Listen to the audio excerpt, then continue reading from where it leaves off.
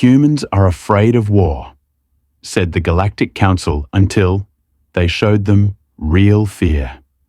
The bridge of the hegemon's will was a monument to order. Polished chrome floors reflected the serene, azure glow of holographic displays, where the elegant, geometric patterns of the Athelian fleet resolved into a final, perfect configuration. It was less a war room and more a cathedral dedicated to the immutable logic of strategy. At its heart, seated upon a command throne that was both a work of art and a nexus of information, Grand Admiral Vorlag watched the culmination of his genius. Strategos Lythus approached, his movements precise and economical. "A textbook victory, Grand Admiral," he stated, his voice a low, respectful baritone. The holo display behind him shifted, showing the last of the Cygnan rebel ships powering down their weapon systems in unconditional surrender. The uprising in the rift is quelled. The rebels have capitulated. Casualties were within acceptable parameters. Vorlag allowed himself a thin, satisfied smile, the gesture barely disturbing the rigid lines of his proud face. Acceptable? Lythus. It was flawless. His gaze swept across the pristine bridge, where every officer sat at their station with disciplined poise. Another testament to the immutable logic of Athelian doctrine. Our simulations predicted a 98, 7% success probability. Our fleet delivered 100%. That is not mere acceptability. That is perfection. He rose from his throne, his tall, slender frame exuding an aura of absolute authority. He smoothed the front of his immaculate white and gold uniform. "The galaxy requires order, Lythus. It is a chaotic, messy, illogical thing. We are its architects, its surgeons. Today, we excised another nascent cancer before it could metastasize." Vorlag felt a deep, resonant satisfaction settle within him. This was not the brutal thrill of conquest that lesser species indulged in. This was the profound peace that came from imposing rational design upon a chaotic universe.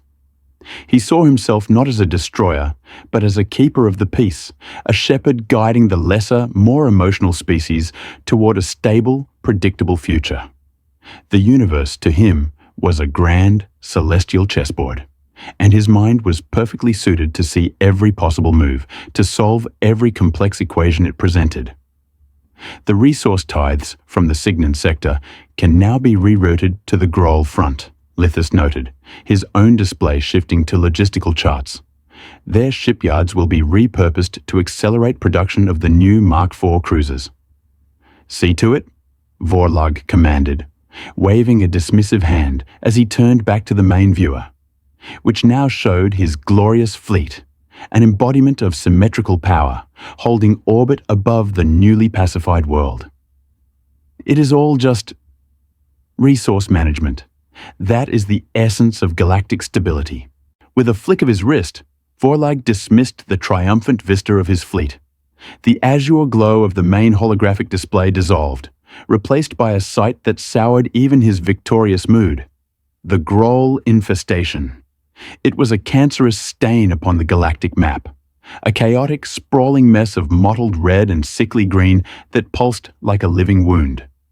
There were no elegant formations here, no clean lines of engagement, only a roiling, unpredictable tide of biomechanical horror that consumed entire systems. "The Groll continue to adapt, Grand Admiral," Lythus stated, his tone shifting from respectful subordinate to concerned strategist. The logistics charts reappeared at his side, now overlaid with grim casualty projections. "Our pacification of the Cygnan rift was a success, but it was a distraction. On the primary front, our attrition rates are becoming unsustainable. Our models predict a war of attrition we cannot win indefinitely." Vorlag stared at the ugly, chaotic smear of the Groll. It offended his very soul. It was the antithesis of the order he had dedicated his life to enforcing. "Unacceptable," he murmured. "Our doctrine is superior. Our technology is supreme." "And yet we are bleeding," Lythus countered, his voice firm. "For every Groll vessel we destroy, 3 more emerge from their spawning grounds." We are fighting a plague with lancers, Grand Admiral. We need a new approach. There is, he paused, bringing up a new data file, an untapped resource. The file expanded, showing the emblem of the Terran Mandate, a simple blue circle encompassing a planet, and charts detailing industrial capacity, population centers, and resource outputs. Vorlag scoffed, a dry, clicking sound of derision. Humans? The cowards of Saul? Lithus, you cannot be serious. They have hidden in their little shell for a millennium, refusing every call to arms. They trade, they explore, they talk, he sneered. But they do not fight. I do not propose we ask them to fight as we do, Lithus clarified. Their industrial capacity is significant. Their technology, while unrefined, has potential. They could serve as a bulwark, a buffer zone. Their worlds could absorb the Grohl's initial impact, blunting their advance, buying us precious time to consolidate our forces for a decisive counterstroke. Vorlag's mandibles twitched in irritation. They will refuse. They always do. They are terrified of true conflict. Their last recorded engagement was a minor border squabble they settled with reparations. He spat the word as if it were poison. To a warrior race like the Athelians, paying an enemy to go away was the ultimate dishonor. Then we do not give them a choice, Lithus stated, his logic cold and sharp. We issue an ultimatum. Conscription, by order of the hegemony. Their fleets and their worlds will serve the greater good. They will fight, or we will dismantle their trade network and classify them as Grohl sympathizers. Let them choose between facing the Grohl and facing us. Vorlag considered it. The idea of relying on such a spineless species was distasteful, but Lithus's logic was sound. Humans were not warriors. They were assets. Pawns on the grand chessboard. And it was time to move them into the line of fire. Do it, he commanded. Draft the ultimatum. It is time the humans learned that peace is a privilege granted by the strong, not a right for the weak. Days passed. The ultimatum, a masterpiece of Athelian legal doctrine, unambiguous, unyielding, and absolute, had been broadcast to the Sol system. On the bridge of the hegemon's will, an expectant silence simmered, curdling into impatience. Grand Admiral Vorlag spent the time reviewing tactical simulations, his perfect fleet maneuvering through holographic starfields, decimating theoretical foes with mathematical precision. Yet, a part of his mind was fixed on the silence from the Terran Mandate. He found their lack of response to be the highest form of insolence. A lesser species, when faced with the hegemony's will, was expected to grovel, to plead, to negotiate desperately from a position of weakness. This quiet defiance was an insult to the natural order of the galaxy. Have the Terrans responded to our generous offer of participation? Vorlag's voice cut through the quiet hum of the bridge, sharp with annoyance. He did not turn from the holographic display, where he was admiring the orbital ballet of his destroyers. The comms officer shifted nervously at his station. No, Grand Admiral. Complete silence. Vorlag's mandibles clicked together in a sharp, percussive sound of finality. Then they have made their choice. They have mistaken our magnanimity for weakness, a common error among primitives. He turned to Lithus, his eyes cold. Strategos, prepare the first fleet. We will make an example of their primary trade hub at Alpha Centauri. A swift surgical blockade should encourage their compliance. At once, Grand Admiral, Lithus replied, already motioning to his own console. But as the orders were about to be relayed, the comms officer shot upright in his seat. Wait! A message, sir! It's from the Terran Mandate, Priority 1 channel. A flicker of triumph crossed Vorlag's face. Ah, the cowards finally stir? Put it on the main display. Let us all witness their pathetic plea. The tactical simulation vanished, replaced by a stark, black data slate. There was no face, no voice, no preamble. Only 3 words appeared on the screen, written in a blocky utilitarian font that lacked any of the calligraphic elegance of Athelian script. We consent. Prepare. The bridge fell utterly silent. The officers stared, confused. Vorlag's triumphant expression froze, then hardened into a mask of disbelief. He read the words again and again. "Strategos," Vorlag said, his voice dangerously low. "Your analysis." Lithus stepped forward, his gaze fixed on the screen. "Consent," he mused. "Not we accept or we comply. Consent. It implies they are agreeing as an equal party, granting permission rather than submitting to a demand. The phrasing is unusual." Vorlag let out a short, sharp laugh, though it held no mirth. They are trying to save face. It is the last, desperate gasp of a pathetic culture, attempting to maintain a shred of dignity. It means nothing. He gestured dismissively at the screen. "They have accepted their fate. Ready the fleet. We will meet our new allies at the rendezvous." But as he turned back to his throne, a seed of doubt, cold and unwelcome, had been planted in the perfect garden of his certainty. The Athelian Third Fleet waited in the heart of the Gossamer Nebula, a silent testament to the hegemony's power. Grand Admiral Vorlag had chosen the rendezvous point himself. The nebula's swirling clouds of incandescent gas provided a spectacular backdrop against which his hundreds of warships were arrayed in a flawless, multi-layered battle formation. Their silver and gold hulls gleamed, each vessel a masterpiece of symmetrical design, a perfect fusion of artistry and engineering. It was a display of overwhelming force, calculated to awe and intimidate their new, primitive allies. It was a reminder of who was in command. For 2 cycles, they had held this perfect formation, waiting. Vorlag stood on the bridge of the hegemon's will, observing the void with a patient, predatory stillness. The humans were late, another sign of their inefficiency. Then, the universe broke. "Grand Admiral! Contacts! Everywhere!" The sensor officer screamed, his voice cracking with disbelief as his console shrieked a dozen alarms at once. Vorlag snapped his head toward the main display. Where moments before there had been only empty space and swirling nebula gas, there was now a fleet. It hadn't arrived. It had simply appeared. No ripple of a hyperspace exit, no flash of a wormhole opening, no detectable energy signature to herald their coming. One moment, there was nothing. The next, they were there, filling the void. And they were hideous. The human ships were brutalist wedges of dark, non-reflective armor, asymmetrical and scarred. They were things built for function, not form, bristling with oversized weapon systems and menacing angular projections. They looked less like starships and more like sharpened chunks of rock forged in some lightless hell. And there were so many of them. A ghost fleet of intimidating size that materialized from nowhere, their presence a stark and ugly violation of the Athelians' pristine formation. "Report!" Vorlag roared, striding toward the sensor station. "Where did they come from?" "Unknown, sir," the officer stammered, his appendages trembling as he tried to make sense of the data.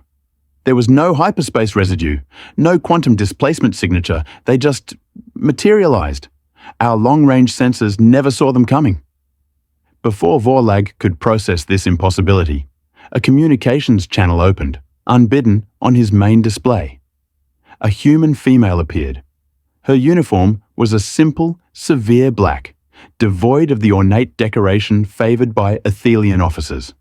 Her face was pale and impassive, her dark hair pulled back tightly, but it was her eyes that seized Vorlag's attention. They were the color of a winter sky, and they held the cold, still certainty of a predator.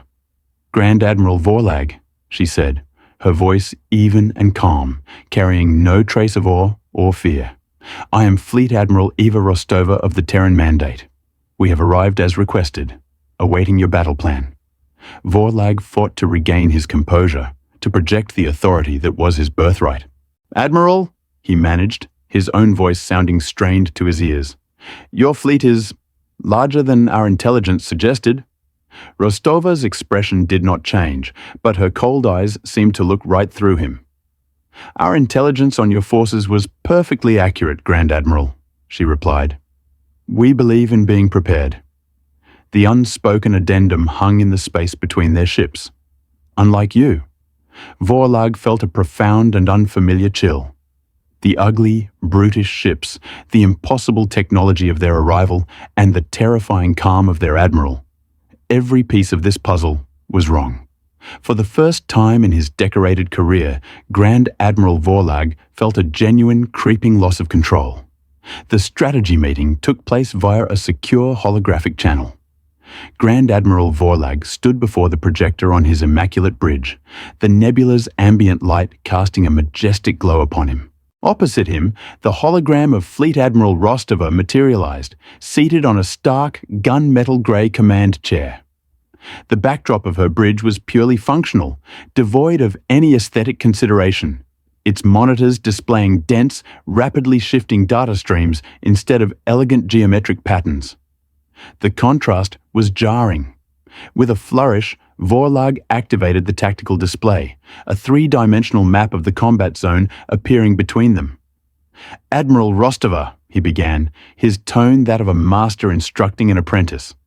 "Athelian doctrine is built upon millennia of victorious campaigns. Observe." He gestured, and holographic ships moved across the map with the grace of a choreographed dance. "Our fleet will establish a layered defense. The Groll, being mindless beasts, will inevitably rush our center. Our forward line will absorb the initial impact while our heavy cruisers on the flanks execute a pincer movement. By funneling the Groll into this kill zone," he indicated a glowing red sector on the map, "our flanking cruisers will decimate their numbers with intersecting fields of fire. It is a proven, effective doctrine, a beautiful equation of force and geometry." He finished, looking at Rostova, expecting her to be impressed, perhaps even awed, by the strategic elegance. She was silent for a full 10 seconds, her icy eyes studying the hologram. When she finally spoke, her voice was flat and devoid of emotion. "Your plan is strategically sound, Admiral, against a conventional opponent." She paused. "But it is flawed." Vorlag stiffened, his mandibles tightening with indignation. "Flawed?" he repeated, the word a sharp crack in the sterile air of his bridge. "Admiral, you are looking at the pinnacle of Athelian military strategy, refined over 100 generations. Your plan assumes the enemy values self-preservation," Rostova stated, ignoring his outrage. "The Groll do not. They are a tide, not an army. You cannot funnel a tide. You must break it before it washes over you." Her hologram gestured at his kill zone. "This is not a funnel. It is a basin you are inviting them to fill with your own ships. Your doctrine will lead to a 47% casualty rate among your core fleet within the first hour of engagement. That is not victory, Grand Admiral. That is an unacceptable loss." Vorlag's knuckles were white where he gripped his command throne. The sheer audacity of this primitive upstart, dissecting his life's work with such cold, dispassionate criticism, was enraging. "You will follow my orders, Admiral," he hissed, "and you will witness a masterclass in civilized warfare." "As you command, Grand Admiral," Rostova replied, her face a perfect, unreadable mask. The channel closed, leaving Vorlag seething in a silence of his own making. The combined fleets moved into position at the edge of the contested sector. The sight was one of breathtaking power. The gleaming, elegant warships of the Athelian hegemony formed a perfect, spear-tipped formation, a vision of galactic order.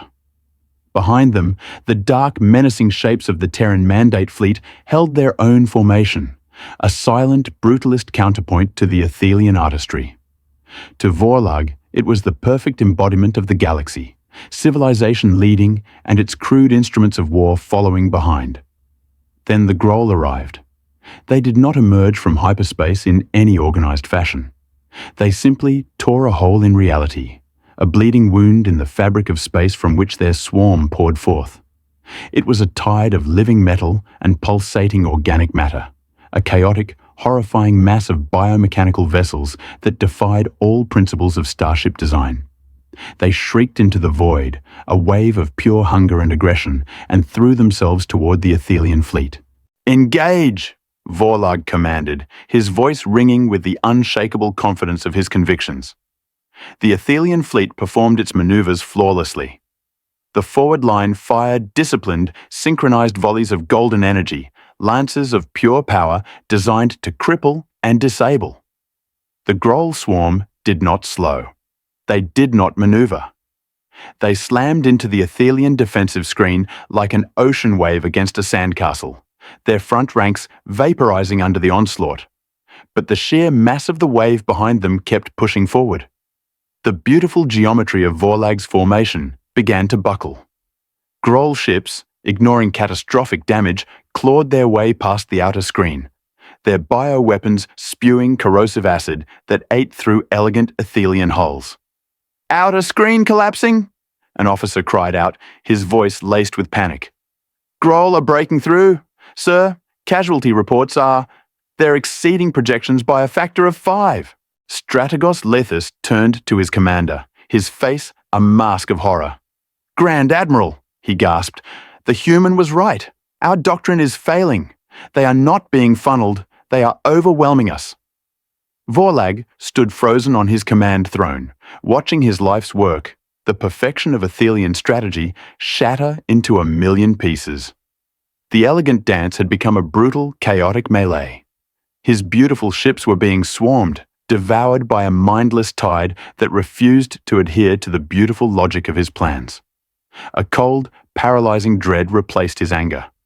He had not led his fleet to victory. He had led them into a slaughter. Chaos reigned.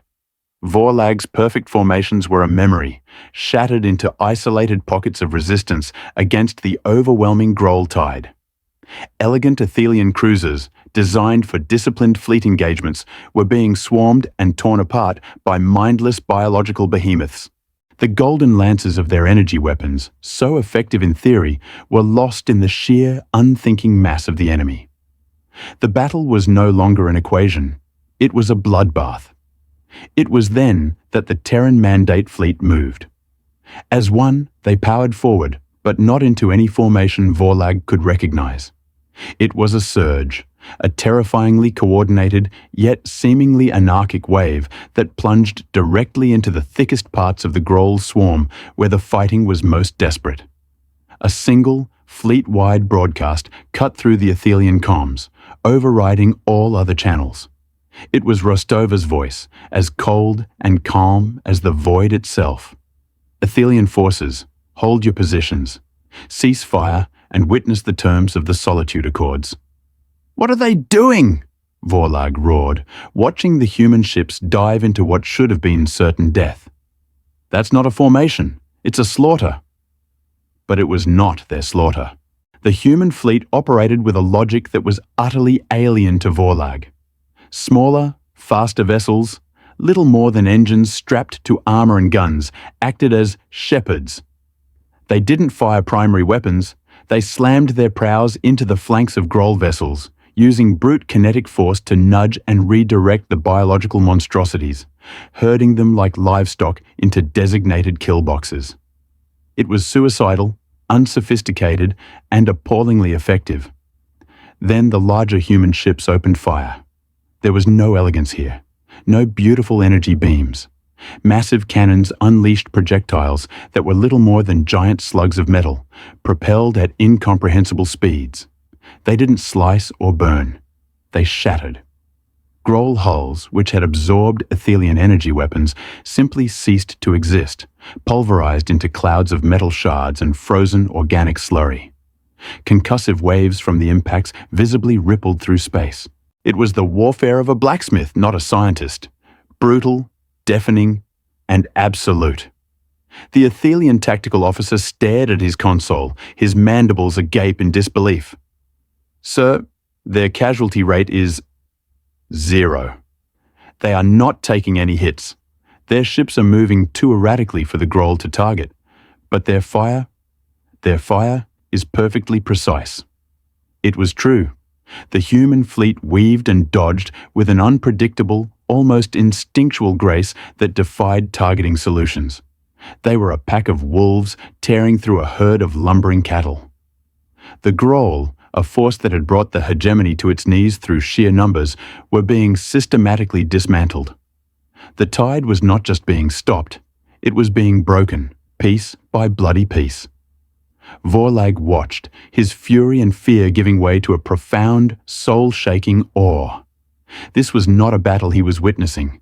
This was an execution. This was pest control. The humans fought with a chilling detachment, a ruthless efficiency that spoke of a deep, ancient, and terrifying familiarity with the art of annihilation. The cowards of Sul, the peaceful traders, the species that settled disputes with reparations, they were a lie. A carefully constructed facade hiding this caged monster. And he, in his arrogance, had just forced them to open the door. In less than 20 minutes, it was over. The last Groll vessel was atomized by a coordinated volley from 3 human battleships.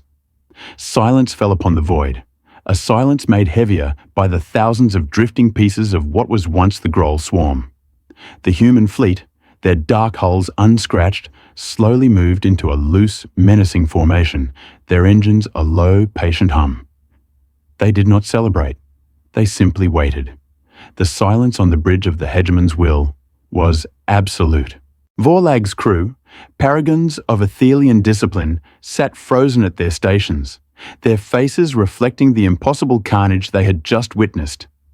The void outside was a graveyard, littered with the shattered remnants of the Groll swarm. The pristine waiting ships of the Terran Mandate were the silent, ominous headstones. Then, the comms channel opened. Rostova's face once again filled the main display. Her expression was utterly unchanged, the same impassive calm she had worn before the battle, as if the annihilation of a galactic threat was a mundane administrative task. "The immediate threat has been neutralized, Grand Admiral," she stated, her voice level. "As you can see, our methods are effective." Vorlag stared at her, the words failing him. The architect of 1,000 flawless simulations, the master of galactic strategy, was speechless. All he could manage was a hoarse whisper, a question that was less a request for information and more a plea for his sanity. "What was that?" Rostova's gaze seemed to pierce through the screen, pinning him to his throne. That was humanity, unburdened by the pretense of galactic civility. 1,000 years ago, we nearly annihilated ourselves. We called them the Kin Wars. It was a conflict so total, so devastating, that it taught us a fundamental truth. Our capacity for warfare is a poison. So we created the Solitude Accords. She let the words sink in. We caged ourselves, Grand Admiral. We swore off conflict, hid our true capabilities, and presented a peaceful face to the galaxy. We did it for your protection as much as our own. You have just forced us to open that cage. Vorlag felt the last of his strength drain away. It all clicked into place. The impossible FTL drive, the ugly overgunned ships, the unsettling calm. They weren't afraid of war. They were afraid of themselves. The Groll were a symptom, Rostova continued, her voice taking on a new, harder edge of command. The disease is chaos, and the hegemony's doctrines are an insufficient cure. The galaxy lacks true, lasting order. The Terran Mandate will now provide it. This is no longer a request for alliance, Grand Admiral. It is a statement of new policy. Your fleets and the fleets of the hegemony will fall under our strategic command. Your worlds will become a protectorate of the Terran Mandate. We will ensure the peace. It was not an offer. It was a sentence. The hegemony, the glorious empire that had ruled for millennia, was to be subjugated. And the most terrifying part was that Vorlag knew, with chilling certainty, that there was nothing he could do to stop it. Grand Admiral Vorlag stood on the bridge of the hegemon's will, a silent statue amidst the wreckage of his own certainty. His crew watched him, their faces pale, their disciplined composure finally broken. They were waiting for an order he could not give, for a strategy that did not exist. The human fleet remained, a patient predator that had finished its hunt and now waited for its tribute. He caught the eye of Strategos Lithus, the ever-pragmatic strategist, the one who had seen this path as a resource to be exploited, now looked defeated. There was no I told you so, in his gaze. Only a shared, solemn understanding of their new reality. Lithus gave a single, almost imperceptible nod. It was an affirmation of the unavoidable. Grand Admiral. Lithus's voice was a quiet murmur in the oppressive silence. What are your orders? Vorlag looked from the face of his trusted advisor to the main display, where the image of Rostova's ship, the TMS Perdition, loomed. He thought of his perfect fleet, now battered and humbled. He thought of his infallible doctrine, now proven a fool's errand. And he thought of the terrifying caged power he had so casually unleashed upon the galaxy. What choice do we have? Vorlag said, the words heavy with the weight of 1,000 years of hegemony pride crumbling to dust. They hold all the cards. He turned to his comms officer, his voice a dry, cracking husk of its former authority. Open a channel to Fleet Admiral Rostova. He paused, taking a final, shuddering breath. Inform her we consent.